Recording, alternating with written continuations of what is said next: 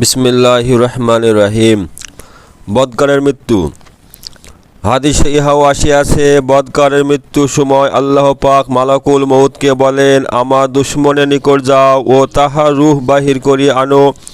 আমি দুনিয়াতে তাহাকে যাবতীয় সুখের সামগ্রী দান করিয়াছি, কিন্তু তবু সে আমার নাফরমানি হইতে ফিরে নাই। আজ তাহাকে উহার শাস্তি দান করিব। মালাকুল মউত ভয়ানক মূর্তিতে 12 চক্ষু বিশিষ্ট সুরতে যাহার নামের অগ্নি তৈরি কর্কটময় লোহার গুর্জ হাতে করিয়া উপস্থিত হয়।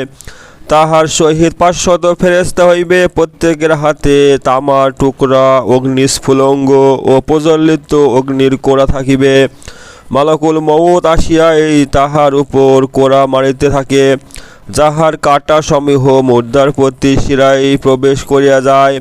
অন্যান্য ফেরেশতাগণ তাহার মুখে ও নিতম্বে কোড়া মারিতে থাকে, যদ্বারা মুর্দা বেহুশ হইয়া যায়। তাহারা মুর্দার রুহকে আঙুলের মাথা হইতে টানিয়া পায়ের গোড়ালি পর্যন্ত আনিয়া বন্ধ করিয়া দেয় ও পিটাই করিতে থাকে। তারপর গোড়ালি হইতে হাঁটু পর্যন্ত ও হাঁটু হইতে স্থানে স্থানে বন্ধ করিয়া দেয়। অধিক কষ্ট পাওয়ার জন্য এই রূপ করিয়া থাকে। অতঃপর ফেরেশতা সেই তামার টুকরা এবং জাহান্নামের অঙ্গারগুলি তাহার থুতনির নিচে রাখিয়া দেয় ও মালাকুল মউত বলেন, হে অভিশপ্ত রূহ, বাহির হও এবং জাহান্নামের দিকে চলো। সূরা ওয়াকিয়ার মধ্যে বর্ণিত আছে, তাহারা আগুন ও প্রজ্বলিত পানি ও কালো ধোঁয়ার মধ্যে হইবে, যাহা না শীতল হইবে না আরামদায়ক হইবে। অতঃপর তাহার রূহ যখন শরীর হইতে বাহির হইবে, তখন সে শরীরকে বলিবে, আল্লাহ পাক তোমাকে শাস্তি দান করুন। তুমি অন্যায় কাজে আমাকে নিয়া যাইতে ও ইবাদতে অলসতা করিতে।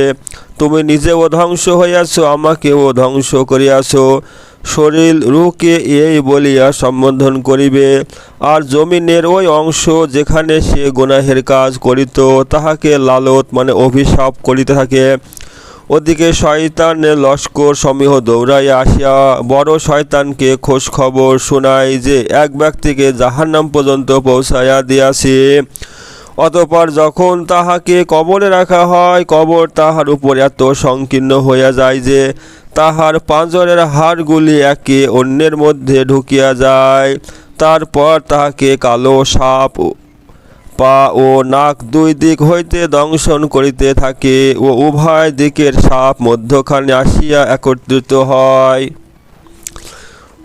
অতঃপর তাহার নিকট ভয়ঙ্কর মূর্তিতে মুনকার নকির হাজির হইয়া তাহাকে জিজ্ঞাসা করে, তোমার রব কে?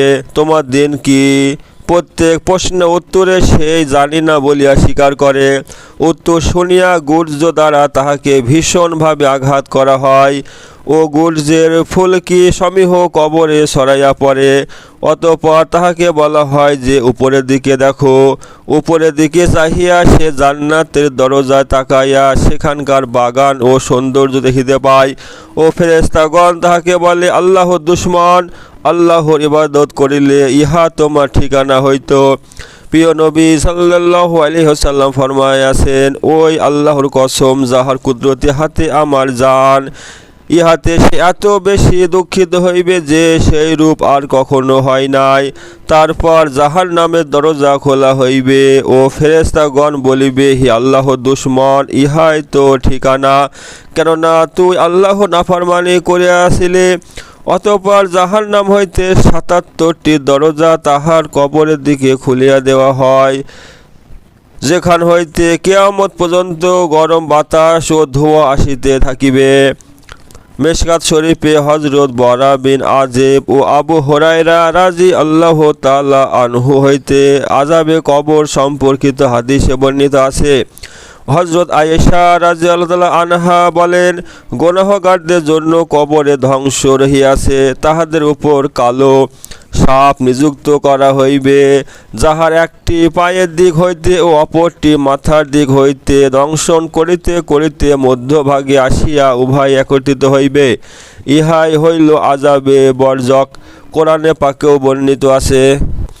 এই কারণেই হযরত ওসমান রাজি আল্লাহ তাআলা আনহু কবরের পাশ দিয়া যাইতে এত বেশি কাঁদিতেন যে দাড়ি মোবারক ভিজিয়া যাইত। হুজুর সাল্লাল্লাহু আলাইহি ওয়াসাল্লাম স্বয়ং বেগুনাহ হওয়া সত্ত্বেও উম্মতের শিক্ষার জন্য আযাবে কবর হইতে পানাহ চাহিতেন, বরং বলিতেন, আমার ভয় হয় তোমরা ভয়ে মুর্দাগণকে দাফন করা বন্ধ করিয়া দিবে, নচেৎ দোয়া করিয়া তোমাদিগকে আযাবে কবর শুনাইয়া দিতাম। বাস্তবে কি এই সব শাস্তি ইনসাফ মতো দেওয়া হইবে? কেননা কোরআনের ভাষায় বোঝা যায় আল্লাহ পাক মানুষকে শুধুমাত্র ইবাদতের জন্যই দুনিয়াতে পাঠাইয়াছেন এবং জীবন দিয়াছেন পরীক্ষার জন্য যে আল্লাহর অফুরান্ত ইহসানের বদলে সে কি কাজ করে ও মৃত্যু দিয়াছেন সেই পরীক্ষার ফলাফল শুনাইবার জন্য। যেমন সূরা মুলকে ইরশাদ হইতেছে, ও আল্লাহ বড় আলিশান, যাহার হাতে সারা বিশ্ব ভ্রমণের রাজত্ব এবং যাবতীয় বস্তুর উপর কুদরতওয়ালা, যিনি মউত এবং হায়াত এই জন্য সৃষ্টি করিয়াছেন যে পরীক্ষা করিবেন তোমাদের মধ্যে কে অধিক ভালো আমল করে। এই দুনিয়া যখন পরীক্ষার ক্ষেত্র, আর জিন ও ইনসানকে পয়দা করার হিকমত হইল শুধুমাত্র ইবাদত, এবং দুনিয়া লজ্জত ও আরামের সামগ্রী দান করিয়াছেন। জরুরত মতো নিজের প্রয়োজনে খরচ করিয়া যাহা কিছু বাঁচিবে উহা নিজেরই ফায়দার জন্য আল্লাহর ভাণ্ডারে জমা করিয়া দিবে। অতঃপর কত বড় দুঃখ ও পরিতাপের কথা যে আমরা উহাতে লিপ্ত হইয়া আল্লাহর আহকামকে ভুলিয়া যাইব এবং এ বিষয়ে চক্ষু বন্ধ করে থাকিব যে আমরা কেন আসিয়াছি ও কি কাজে লাগিয়াছি। আসল আফসোস তখন হইবে যখন দারুণ দুঃখ কষ্টের অর্জিত হাজার হাজার ধন সম্পদ নিজের উপর খরচ না করিয়া অন্যের জন্য সঞ্চয় করিয়াছি। এইসব সারিয়া খালি হাতে মুহূর্তের মধ্যে এই জাহান সারিয়া যাইতে হইবে। যদি আমাদের মধ্যে বিন্দু মাত্র বিবেক বুদ্ধি থাকে তবে ক্ষণিকের জন্য নির্জনে বসিয়া এই দৃশ্যের উপর চিন্তা ফিকির করি যে যদি এখনই মালাকুল মউত আসিয়া পড়ে তখন আমার কি উপায় হইবে। যুগ যুগের পরিশ্রমের ফলাফল ধন সম্পদের কি হাসর হইবে। ওই জন্য প্রত্যেকটা মানুষের একটু ভাবার দরকার যে আমি নিজের জন্য কি করলাম। টাকা পয়সা গাড়ি বাড়ি ধন সম্পদ যা কিছু বানাইলাম, এখন মৃত্যু হয়ে গেলে সবই পড়ে থাকবে, আমাকে ওই অন্ধকার কবরে একাই রেখে আসবে। ওই জন্য ভাই সাথী আমরা প্রত্যেকে চিন্তা করি ভাবি যে নিজের জন্য করলাম কি। দিনদার ও দুনিয়াদারের মৃত্যুর নমুনা। এক ছিল বাদশাহ, তাহার নিজ রাজ্যে ভ্রমণ করিয়া উহার হাল হাকিকত দেখার শখ হইল। বাদশাহী জোড়া তাহার জন্য আনা হইল, তাহার পছন্দ না হওয়ায় অন্য জোড়া আনা হইল। এইভাবে অনেকগুলি জোড়ার মধ্যে সর্বোত্তম পোশাক পরিয়া ও সর্বশ্রেষ্ঠ ঘোড়ার উপর সোয়ার হইয়া রওনা হইল। সোয়ার পাইদল ফৌজ ও লস্কর তাহার সঙ্গে চলিল।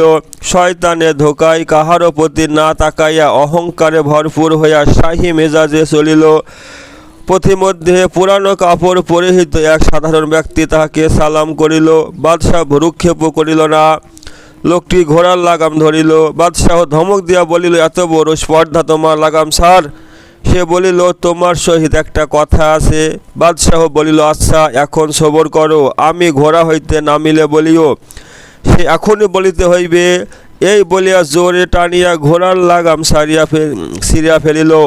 বাদশাহ বলিল, বলো কি বলিতে চাও। সে বলিল, বড় গোপন কথা, কানে কানে বলিতে হইবে। বাদশাহ তাহার দিকে কান বাড়াইল। সে বলিল, আমি মালাকুল মউত তোমার জান নিতে আসিয়াছি। শুনিয়া তাহার রং বিগড়াইয়া গেল। ক্ষীণ আওয়াজে বলিল, আমাকে একটু সময় দাও, বাড়িতে গিয়া সব ব্যবস্থা করিয়া আসি ও সকলকে দেখিয়া আসি। সে বলিল, এক মুহূর্ত না, ঘর বাড়ি আর কিছুই দেখিতে পাইবে না। এই বলিয়া তাহার জান কবজ করিয়া ফেলিল। সে ঘোড়ার পৃষ্ঠ হইতে কাঠের মতো পড়িয়া গেল। এই হচ্ছে ভাই দুনিয়া।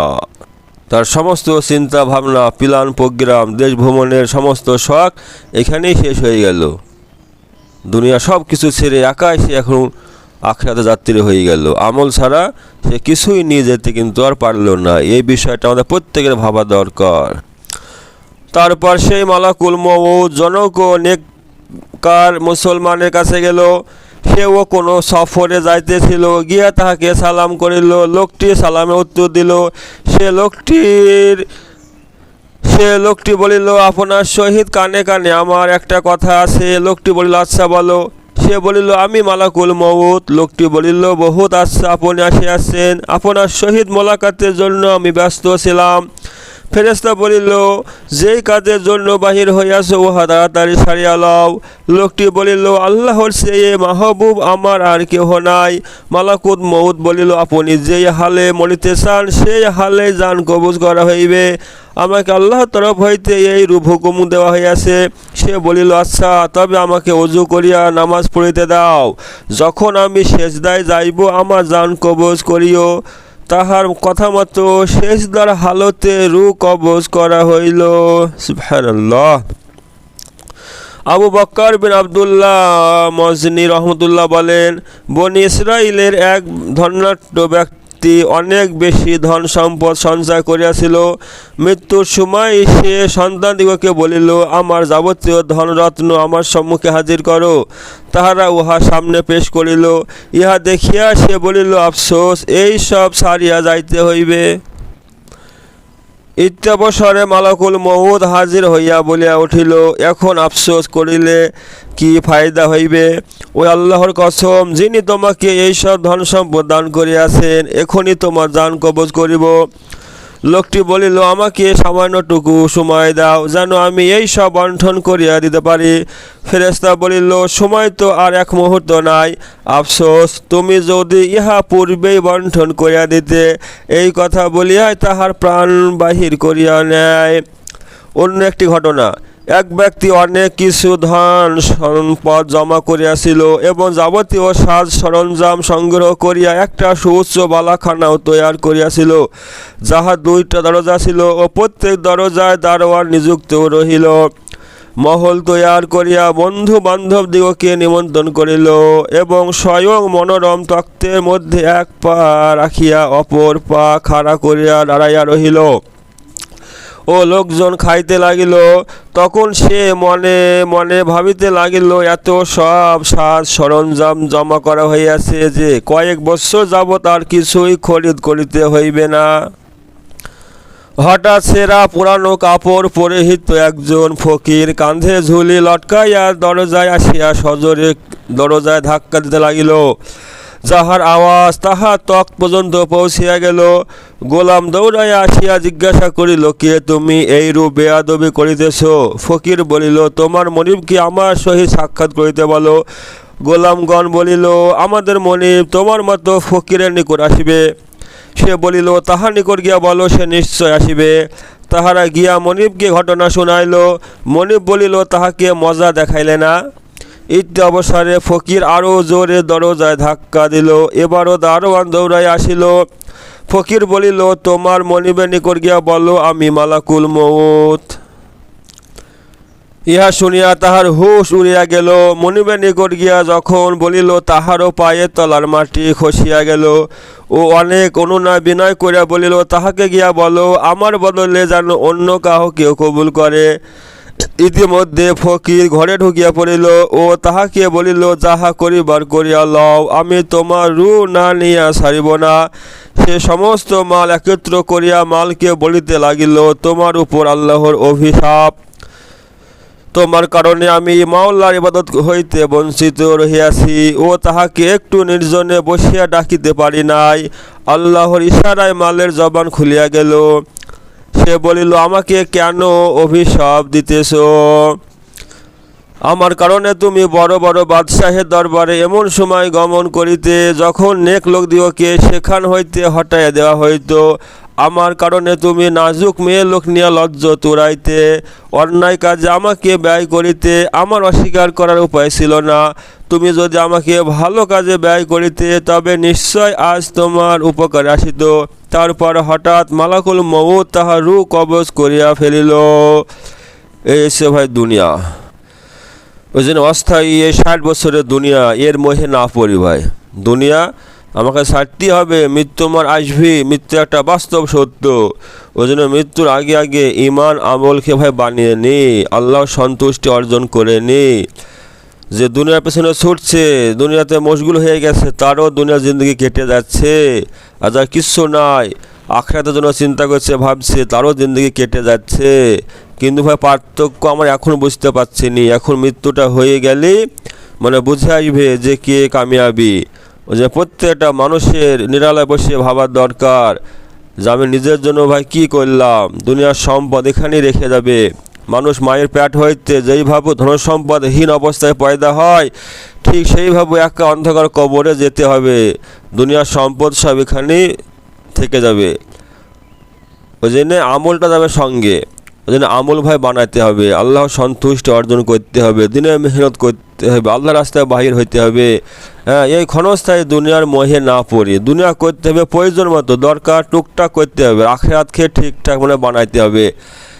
কেননা এই দুনিয়া আমি অনন্তকাল কেউ থাকবে না। আজকে আমার টাকা আছে, সম্পদ আছে, গাড়ি বাড়ি সব আছে, এসি বাড়ি এসি গাড়ি সব কিছু আছে, কিন্তু ভাই এখন যদি মৃত্যু হয়ে যায় আমাকে অন্ধকার কবর একাই থাকতে হবে। যার কিচ্ছু নয়, পথের ভিখারি গাছতলায় বাস করে, তারও যে অবস্থা হবে আমারও সে একই অবস্থা হবে। আমার কবরটা কিন্তু এসি বানাবে না, আমার কবরটা এসি বানাবে না। আর দুনিয়ার কোনো ধন সম্পদ আমার কবরও দিয়ে আসবে না, আর দিয়ে আসলেও আমার কোনো কাজে আসবে না। কেননা আখিরাতে একমাত্র ঈমান আমলটাই হবে সম্পদ। ঈমান আমলটা আমাদেরকে বানিয়ে যেতে হবে। ওই জন্য আল্লাহ সুবহানাহু ওয়া তাআলা আমাদের প্রত্যেককে কবুল করুক এবং মৃত্যুর আগে আগে ঈমান আমল বানিয়ে আল্লাহ সন্তুষ্টি নিয়ে আল্লাহর কাছে যাওয়ার তৌফিক দান করুক। আল্লাহুম্মা আমিন, আল্লাহুম্মা আমিন।